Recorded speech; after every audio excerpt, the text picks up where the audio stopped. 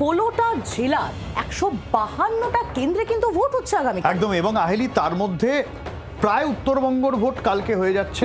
এবং যেহেতু পূর্ব মেদিনীপুর বা দিনাজপুর রয়েছে, আলিপুরদুয়ার থেকে দার্জিলিং থেকে শুরু করে উত্তরবঙ্গের বেশ কয়েকটা আসনের ভোট, প্রায় সব আসনের ভোটই হয়ে যাচ্ছে। দক্ষিণবঙ্গের গুলো তো পরের দফায় হবে।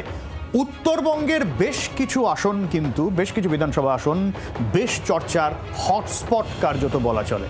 সেই সব জায়গাগুলোর কি অবস্থা চলুন একবার দেখে নিই।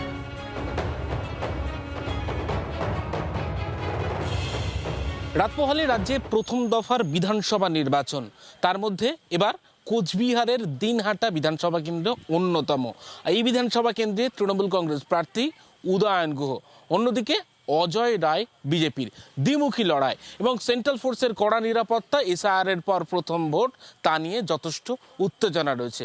আমি বর্তমানে দাঁড়িয়ে রয়েছি কোচবিহারের দিনহাটার একটি প্রাইমারি স্কুলের বুথে, যে বুথের যেমনটা একেবারে সিও দপ্তর নির্বাচন কমিশনের নিয়ম রয়েছে, 100 মিটারের মধ্যে ভোটার ছাড়া আর কেউ থাকতে পারবে না।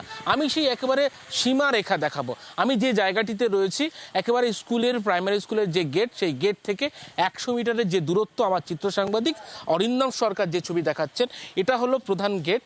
এই গেটে স্টেট পুলিশ ফোর্স থাকবে এবং সেখানে তারা কিন্তু একেবারে ভিতরে প্রবেশাধিকার একেবারেই নেই।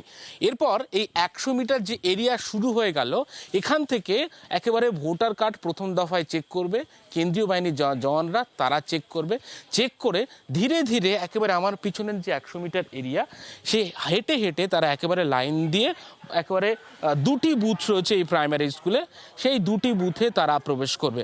ক্যামেরায় অরিন্দম সরকারের সঙ্গে অয়ন শর্মা, জি24 ঘন্টা, কোচবিহার দিনহাটা। বাংলার আওয়াজ, বাঙালির আবেগ, জি24 ঘন্টা।